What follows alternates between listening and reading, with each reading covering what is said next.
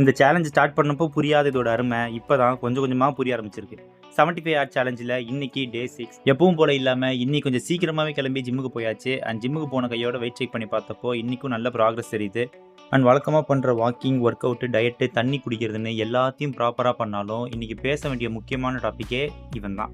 இப்போ தாண்டா என்ற மனசு குழுகுழுன்னு இருக்கு.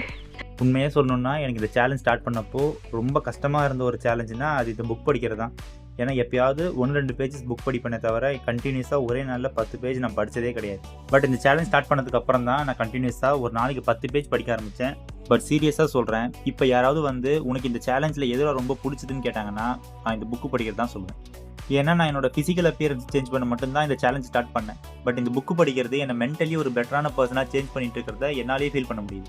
இந்த ஒரு புக்கு நான் சொல்லலை, இது மாதிரி நிறைய புக்ஸ் இருக்குது. ஸோ நீங்கள் மென்டலி ஒரு பெட்டரான பர்சனாக மாறணும்னா கண்டிப்பாக ரீடிங் உங்களுக்கு ரொம்ப ஹெல்ப்ஃபுல்லாக இருக்கும். அண்ட் இன்னைக்கான ப்ராக்ரஸ் ஃபோட்டோ எடுத்தாச்சு. என்னாலே 2 ஃபோட்டோ இடையில நல்ல டிஃப்ரென்ஸை ஃபீல் பண்ண முடியுது.